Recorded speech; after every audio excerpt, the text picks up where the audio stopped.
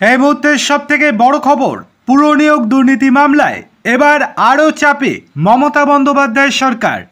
পুরসভায় নিয়োগ দুর্নীতি মামলায় সিবিআইয়ের কাছে হলফনামা চাইল সুপ্রিম কোর্ট। 2 সপ্তাহের মধ্যে হলফনামা জমা দিতে বলা হয়েছে। এই মামলায় অয়ন শীলকে গ্রেপ্তার করা হয়েছিল। ইতিমধ্যে তিনি ইডির মামলায় জামিন পেয়ে গিয়েছেন ঠিকই। সোমবার সুপ্রিম কোর্টে তার জামিনের শুনানিতে আইনজীবীকে বিচারপতিরা বলেন, আপনার মক্কেলই তো আসল অপরাধী। অয়নের আইনজীবী অবশ্য জামিনের সপক্ষে পাল্টা যুক্তি দিয়েছেন। তারপরেই কেন্দ্রীয় তদন্তকারী সংস্থার কাছ থেকে হলফনামা তলব করা হয়েছে। সুপ্রিম কোর্টের বিচারপতি PS নরসিমা এবং বিচারপতি অতুল S চন্দুকরের বেঞ্চে সোমবার অয়নের জামিনের মামলাটি শুনানির জন্য উঠেছিল। বিচারপতিরা আইনজীবীর উদ্দেশ্যে বলেন, আপনার মক্কেলের বিরুদ্ধে তো উত্তরপত্রে কারচুপি, নম্বরে কারচুপি এবং অযোগ্যদের চাকরিতে সুযোগ পাইয়ে দেওয়ার মতো গুরুতর অভিযোগ রয়েছে।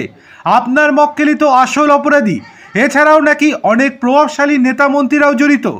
অয়নের আইনজীবী এরপর আদালতে বলেন, এটা শিক্ষক নিয়োগ দুর্নীতি মামলা নয়, এটা পুরসভায় নিয়োগ দুর্নীতি মামলা। আমার মক্কেল ইডির মামলায় তো জামিন পেয়ে গিয়েছেন। 17টি পুরসভায় নিয়োগ দুর্নীতির অভিযোগ উঠেছে। সিবিআই 4টি পুরসভায় তদন্ত করে থেমে গিয়েছে। 2 বছরের কাছাকাছি আমার মক্কেল জেলে রয়েছেন, তাকে জামিন দেওয়া হোক। এরপর সিবিআইয়ের কাছে সুপ্রিম কোর্ট জানতে চায়, পুরসভায় নিয়োগ দুর্নীতির তদন্ত শেষ হতে আর কতদিন সময় লাগবে? দুর্নীতির অভিযোগে এখনও পর্যন্ত কতজন পুরসভার চেয়ারম্যানকে গ্রেপ্তার করা হয়েছে? এই সবই হলফনামা আকারে জানাতে হবে কেন্দ্রীয় সংস্থাকে। সিবিআইয়ের আইনজীবী এদিন আদালতে জানিয়েছেন, পুর নিয়োগ মামলার তদন্ত চলছে। তদন্তে নতুন নতুন অনেক তথ্য জানা গিয়েছে। অনেক নেতার মন্ত্রী রয়েছেন যারা এর সঙ্গে ওতপ্রোতভাবে জড়িত রয়েছেন। এখানে অয়নের বিরুদ্ধে অভিযোগ অত্যন্ত গুরুতর। তিনি বেআইনিভাবে নিয়োগ পাইয়ে দিয়েছেন অনেককে। তাকে জামিন দেওয়া উচিত হবে না। এখনও পর্যন্ত একজন পুরো চেয়ারম্যানকে গ্রেপ্তার করা হয়েছে বলে আদালতে জানায় সিবিআই এবং আরও জানায় ভবিষ্যতে আরও অনেক নেতাকে গ্রেপ্তার করা হতে পারে।